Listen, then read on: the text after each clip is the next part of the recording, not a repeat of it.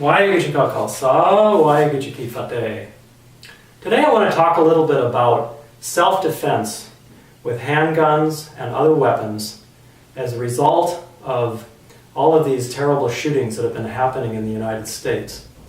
Now especially it's important to realize and to understand that we need to take measures to defend ourselves and our families with handguns in the wake of these horrible shootings that happened at the elementary school there in Connecticut. Now, it's a fact, unfortunately, that our society has these deranged people in it that have access to guns. And before I talk about how we can actually take specific measures to protect ourselves, I want to talk just a little bit about why this may be happening in our society.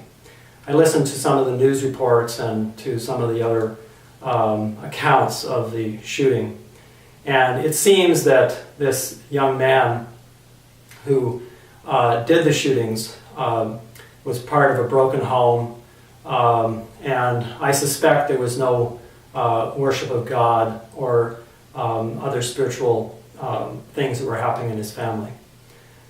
I have to research that some more. But my observation here in our American society is that all of these things will not change until we come back to worshiping God and to come back to the proper moral values that we should have in our families and in our society. So all of these things like global warming and other problems that we have, I believe, will be immediately solved once we get back to worshiping God and we get back to proper values. Now let's talk a little bit about the specifics about how we can protect ourselves in the meantime with firearms. I encourage people to go get a concealed weapons license. Usually, in most states, you can get these through your local sheriff's office or department.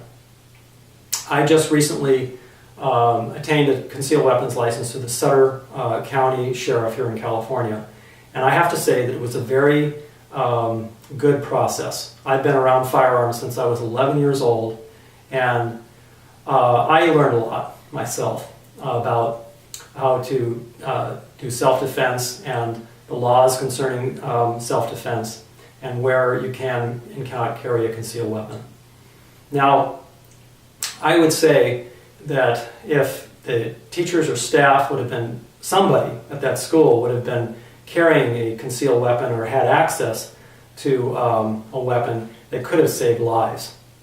Now, I carry a revolver, and the one that I choose to carry is a Smith & Wesson, although there are many other different types there. The reason for carrying a revolver is because it's easy to shoot. You don't have to load a round in the chamber, and you just draw the weapon and then shoot. Most self-defense incidences happen within 5 or 6 feet, so you're very close to the person that you're trying to stop, and a revolver will really do the trick. And it's lightweight also. That's the other factor. You can easily conceal it here. As you can see, all you have to do is put on a coat. This is for men. And women can conceal it maybe in their purse or other places. But you can see it's concealed here easily. Now, for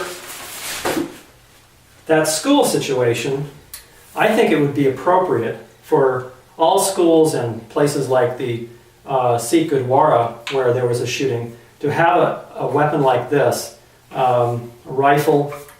This happens to be a semi-automatic Ruger 223. It's based on the M14 that the military uses. It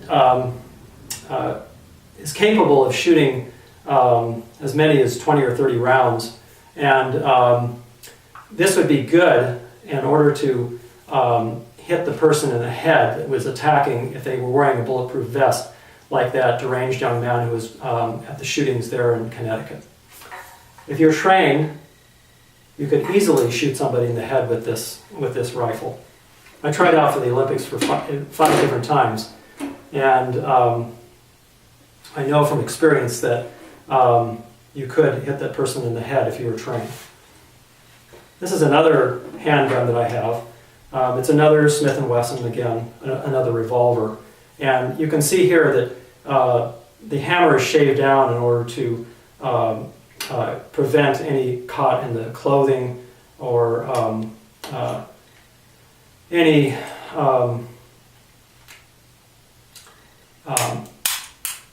place where it would get caught. And this sharp fires 5 shots.